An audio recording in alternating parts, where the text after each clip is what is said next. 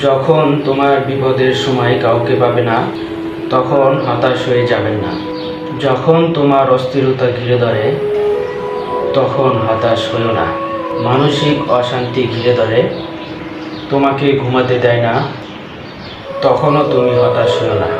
লা তাহজান, আল্লাহ তাআলা বলেছেন, ইন্নাল্লাহা মা'ানা, হতাশগ্রস্ত লোককে ভালো করার জন্য আমি আছি।